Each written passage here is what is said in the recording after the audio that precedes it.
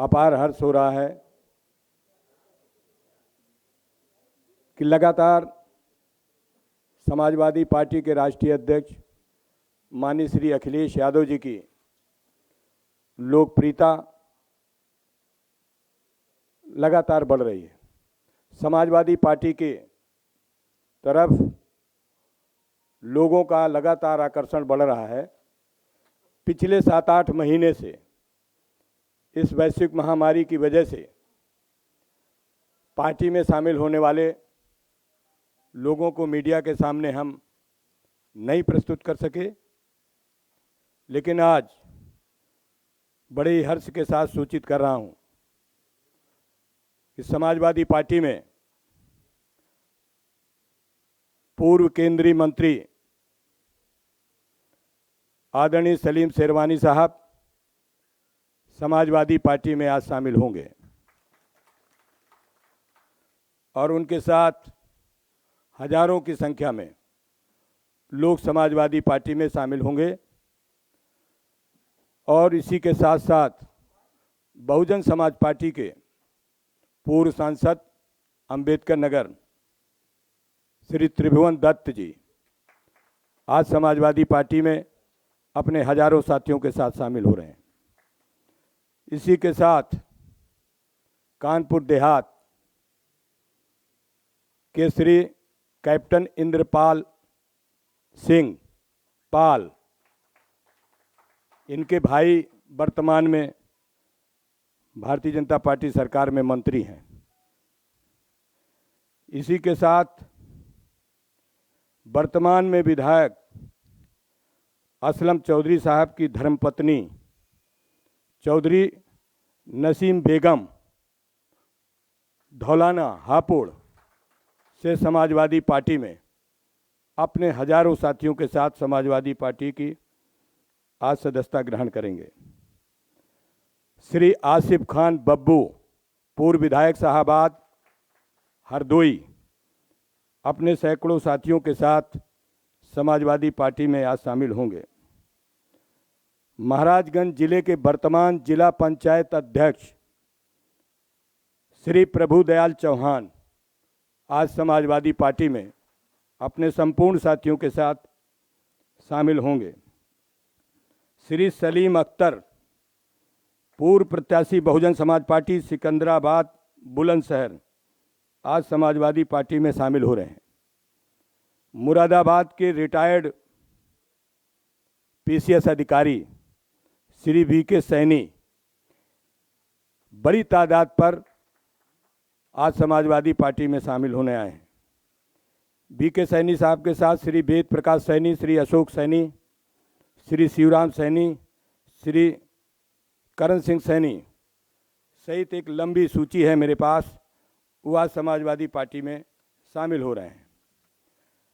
प्रभुदयाल चौहान जी के साथ श्री राजाराम चौहान ब्लॉक प्रमुख रामपुर सदर कारखाना देवरिया, जो बहुजन समाज पार्टी से चुनाव भी लड़े थे, वो भी आज समाजवादी पार्टी में शामिल हो रहे हैं। इसी के साथ साथ श्री नसरीन बानो वर्तमान में नगर पालिका परिषद की अध्यक्ष हैं शाहाबाद हरदोई से, वो समाजवादी पार्टी में आज सम्मिलित हो रही हैं। श्री कमलेश पाठक पूर्व ब्लॉक प्रमुख हरपालपुर बहुजन समाज पार्टी छोड़कर आज समाजवादी पार्टी में शामिल होने आए हैं। यद्यपि मेरे पास सैकड़ों नेताओं की सूची है, मैं मीडिया के सामने इस प्रेस वार्ता के बाद उपलब्ध करा दूंगा। तो मैं आप सबका स्वागत करता हूं समाजवादी पार्टी में शामिल होने के लिए, और पत्रकार भाइयों का भी धन्यवाद देता हूं कि काफ़ी लंबे समय के बाद माननीय राष्ट्रीय अध्यक्ष जी के समक्ष आज वार्ता के लिए आए हैं। उनका भी हम धन्यवाद करते हैं कि आप आज प्रेस वार्ता पर यहाँ पर आए हैं। तो मैं सर्वप्रथम कैप्टन इंदर सिंह पाल से अनुरोध करूँगा कि वो 2 शब्द मीडिया के सामने बात रखने का कष्ट करें।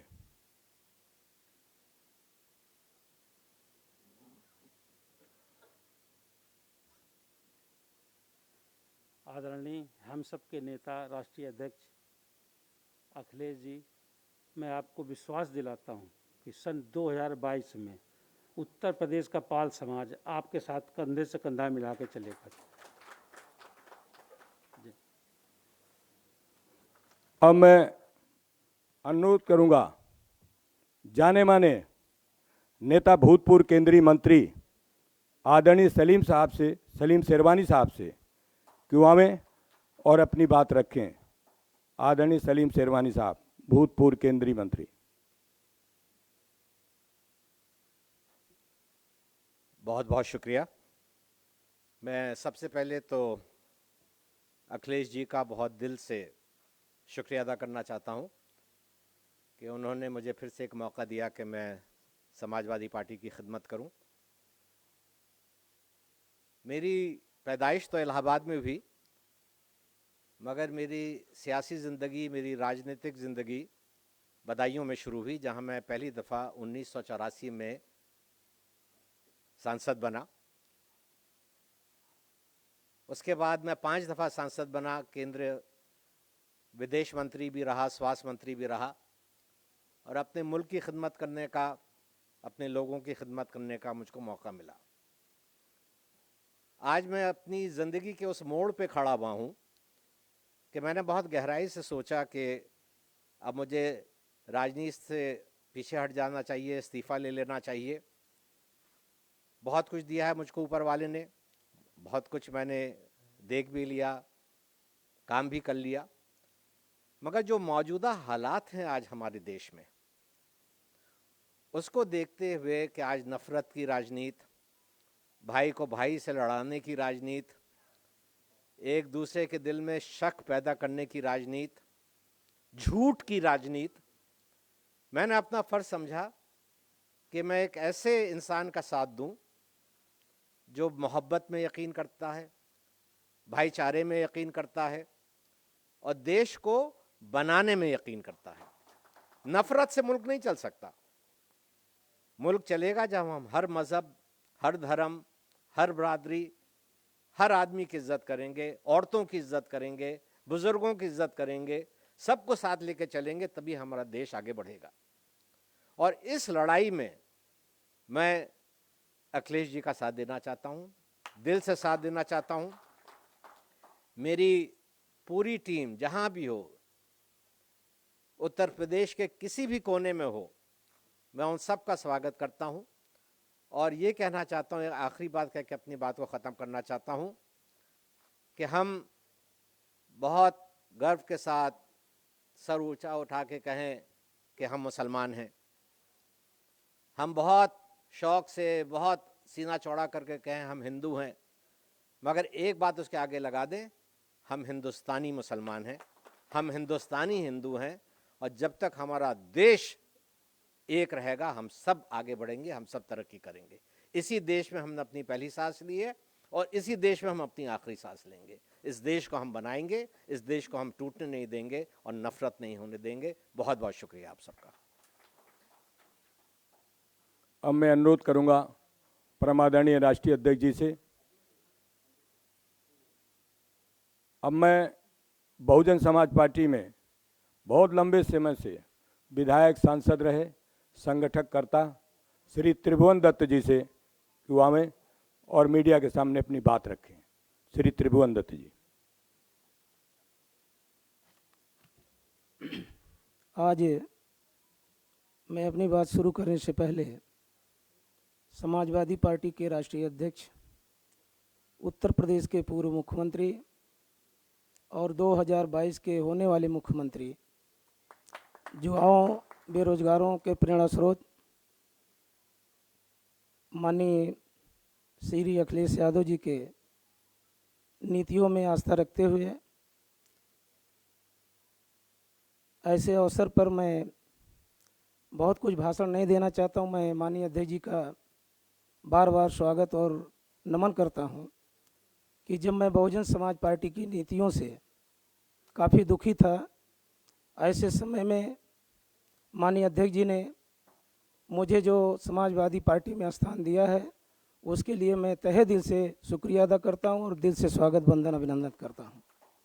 और निश्चित तौर से मैं पढ़ाई पीरियड से ही बहुजन समाज पार्टी में बाम सेफ DS4 और BSP में जुड़ करके लंबे अरसे से काम किया।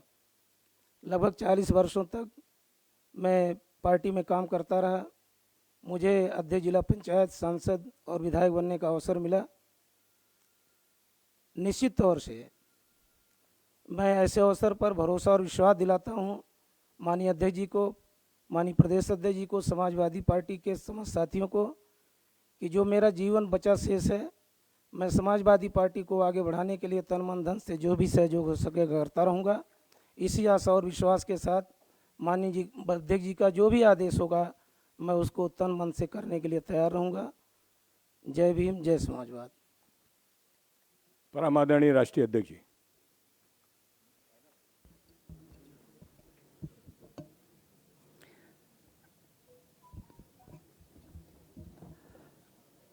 हमारे साथ मंच पर आदरणीय सलीम शेरवानी साहब और बड़ी संख्या में जो आज समाजवादी पार्टी में शामिल हो रहे हैं, मैं सभी लोगों का बहुत बहुत स्वागत करता हूं, बहुत बहुत बधाई देता हूं। साथ ही मैं पत्रकार साथियों का भी धन्यवाद दूंगा। इधर बहुत दिनों में हमारी आपकी मुलाकात नहीं हुई और कारण भी ऐसा है, न केवल हम बल्कि पूरी दुनिया उस बीमारी से लड़ रही है। पूरी दुनिया में जहां कहीं भी देखें और आज भी अगर जानकारी करना चाहें तो हर जगह ये बीमारी फैल रही है। उत्तर प्रदेश की सरकार, जहां हम सब लोग रह रहे हैं, उनका एक ही निर्णय है कि जितने कम टेस्ट होंगे उतनी ही कम बीमारी दिखाई देगी। मुझे याद है लगातार जिस समय से कोविड-19 से लड़ना पड़ रहा है, उस समय से लगातार ये बात कह रहे थे कि टेस्ट ज़्यादा होने चाहिए, टेस्ट लगातार हों, जिससे कम से कम पता तो लगे कि आखिरकार बीमारी कितनी है। लेकिन सरकार और सरकार के लोग न आज बीमारी से लड़ रहे हैं, ना ही जो लोग अस्पताल पहुंच जा रहे हैं उन्हें कोई इलाज और सुविधा दे पा रहे हैं। बड़ी संख्या में लोगों की जान गई है, जिसमें कैबिनेट के मंत्री उनकी जान गई, सदस्य हैं उनकी भी जान गई, अधिकारी जो लगातार काम कर रहे थे, ग्राउंड पे थे, उनकी जान गई, हमारे आपके बीच में लगातार पत्रकार काम कर रहे थे, उनमें से भी कुछ लोगों की जान चली गई। न जाने कितने लोग बीमार हुए हैं और अब सरकार कह रही है कि कहीं ना कहीं हमें इस बीमारी के साथ रहना पड़ेगा। अगर हमें और आपको इस बीमारी के साथ रहना है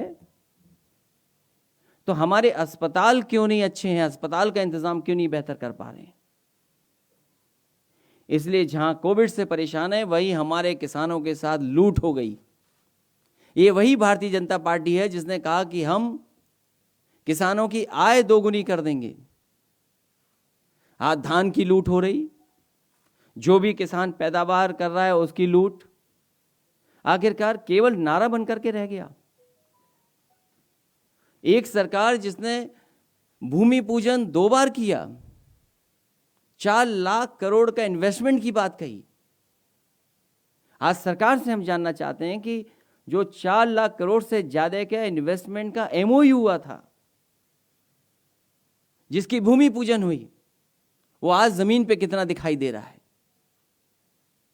इसलिए ये झूठी सरकार है और इस सरकार को हटाने के लिए हमारे साथ लगातार लोग जुड़ रहे हैं। मैं उनका स्वागत करता हूं, बहुत बहुत बधाई देता हूं कि इस लड़ाई में हमारा साथ देने आ रहे हैं, समाजवादियों का साथ देने आ रहे हैं। मेरे दाएं संजय चौहान बैठे हैं, जिला पंचायत अध्यक्ष प्रभुदयाल चौहान वो शामिल हो रहे हैं, चौधरी नसीम बेगम वो शामिल हो रही हैं, सलीम अख्तर साहब शामिल हो रहे हैं, अलीम सैफ़ी साहब वो शामिल हो रहे हैं, आसिफ खां बब्बूपुर विधायक जी शामिल हो रहे हैं, नसीना बानो जी शामिल हो रही हैं, कमलेश पाठक जी शामिल हो रहे हैं, त्रिभुवन दत्त जी बहुत ही मजबूत नेता और अपने समाज के बीच में लगातार काम करने वाले, वो आज समाजवादी पार्टी में शामिल हो रहे हैं। बहुत ही काम करने वाले हमारे सैनी वीके सैनी साहब भी शामिल हो रहे हैं। मुझे खुशी है इस बात की कि कैप्टन इंदर सिंह पाल जी भी आज समाजवादी पार्टी में शामिल हो गए हैं। इसलिए आज शामिल होने वालों का मैं बहुत बहुत स्वागत करता हूं, बधाई देता हूं। जो इस हॉल में उनका भी स्वागत करता हूं, बगल के हॉल में जो बैठे हैं उन साथियों का भी बहुत बहुत स्वागत करता हूं कि आज समाजवादी पार्टी में आप लोग जुड़ रहे हैं, शामिल हो रहे हैं।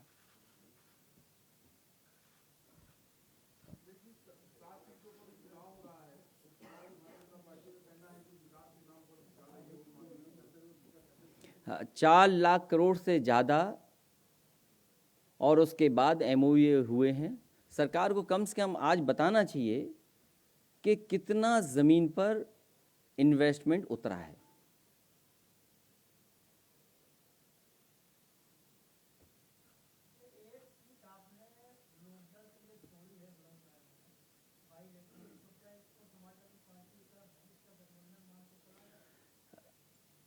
भविष्य में, क्योंकि हमारे साथ संजय चौहान जी भी बैठे हैं जो समाजवादी पार्टी से चुनाव लड़े थे।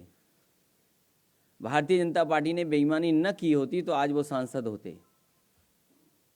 इसी तरह महान दल के भी हमारे लोग साथ हैं, केशव देव मौर्य जी, और लगातार पार्टी का प्रयास होगा कि लोगों को जोड़ा जाए, लोगों को जगह दी जाए।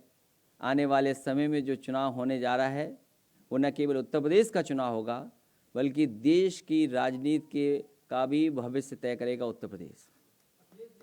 राज्यसभा की 8 सीटों पे आज भारतीय जनता पार्टी के प्रत्याशी नामांकन 9 सीटें उन्होंने पहले दावा किया था कि हम जीतेंगे। हम BSP में भी एक प्रत्याशी खड़ा करने का काम किया। चर्चा यह है कि अंदर खाने BJP और BSP का ये टैक्स हो रहा है कि वो चुनाव जिताने का काम करेंगे। अभी 3 बजे तक आपको और हमको सबको इंतजार करना चाहिए।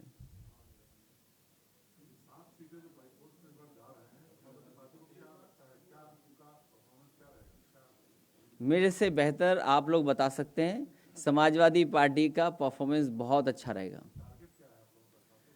टारगेट 2022 है और उसकी शुरुआत होगी बाई इलेक्शन से।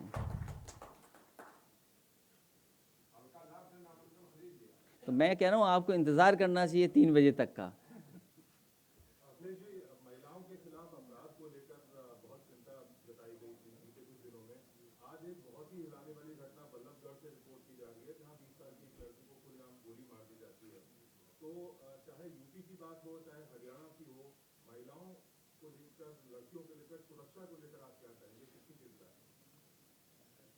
सरकारों को अपनी जिम्मेदारी निभानी चाहिए। और जहां उत्तर प्रदेश का सवाल है, उत्तर प्रदेश में सरकार की कानून व्यवस्था पूरी तरीके से ध्वस्त है। मुझे वो समय याद है कि जब सबसे बड़े कोर्ट ने ये कहा कि 1090 जैसी सुविधा हर प्रदेश में होनी चाहिए, या जिस तरह का रिस्पॉन्स सिस्टम डायल 100 बना था आज 112 है। अगर इसी तरह का हर प्रदेश में और समाज को जागरूक किया जाए तो मैं समझता हूँ महिलाओं के प्रति, बेटियों के प्रति जो इस तरह की घटना हो रही हैं वो नहीं होंगी। और जब सरकार उत्तर प्रदेश की ऐसी है जो आंकड़े छिपाती हो, वो मानने को तैयार ही ना हो किसी चीज़ के लिए, तो उत्तर प्रदेश सरकार से क्या उम्मीद करोगे। और एक घटना नहीं, उत्तर प्रदेश में न जाने कितनी घटनाएं हमने और आपने देखी हैं जिसमें सरकार ने जो सरकार की जिम्मेदारी थी निभानी चाहिए थी वो निभाई नहीं है।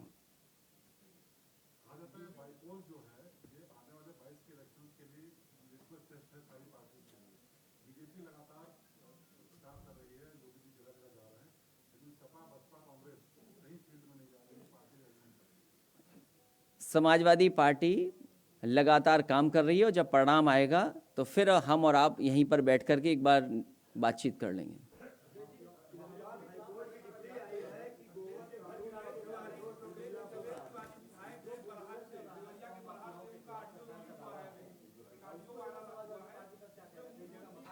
देखो, अगर 2-3 लोग एक साथ बोलेंगे तो कैसे सुन पाऊंगा मैं।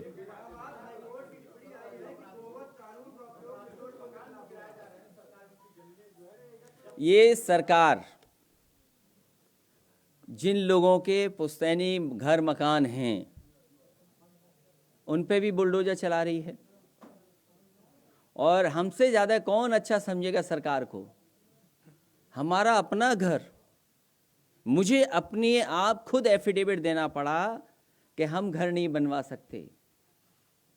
तो सरकार जो कर रही है, सरकार को ये सोचना चाहिए कि पुश्तैनी घर मकानों पे अगर बुलडोजर चलेंगे तो देश में न जाने कितने ऐसे घर हैं जिनके नक्शे पास नहीं हैं। और सरकार अपना भी तो देखे कि अपना नक्शा पास कराया है सरकार ने कि नहीं कराया है। कोई मुझे ये बताए कि मुख्यमंत्री आवास का नक्शा पास है कि नहीं है।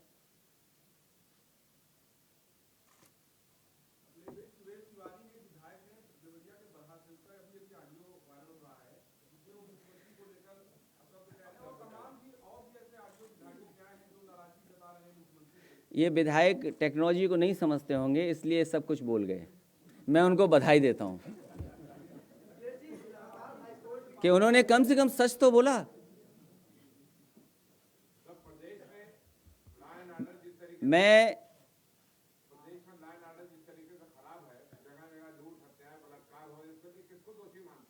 सरकार,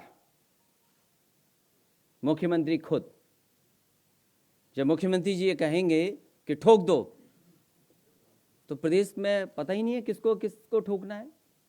इसलिए मैं धन्यवाद देता हूं। मैं अपने सभी साथियों का स्वागत करता हूं जो आज समाजवादी हैं और समाजवादी पार्टी में शामिल हुए।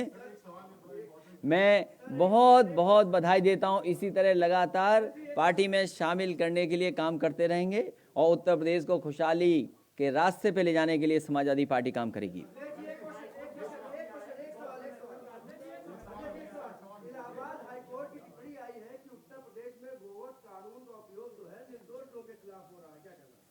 मैं हाई कोर्ट का स्वागत करता हूं। कहीं ना कहीं उन्होंने पूरी जानकारी ली होगी, उनको जानकारी मिली होगी, और सरकार कैसी आप नहीं जानते। आप सच लिख दीजिए, अगर ना आप जेल चले जाएं तो बताइएगा। कितने पत्रकार जेल चले गए, एफआईआर लिख गई उनमें, एक पत्रकार अभी भी जेल में है। तो यस तो बोल रहे हो, सच तो बोल दो। अगर सच बोले और जेल ना चले गए तो बताइएगा। इसलिए जनता तैयार है उत्तर प्रदेश की इस सरकार को हटाने के लिए। जब कभी जनता को मौका मिलेगा तो आप देखिएगा कि किस तरीके से सरकार हटती है। बहुत धन्यवाद।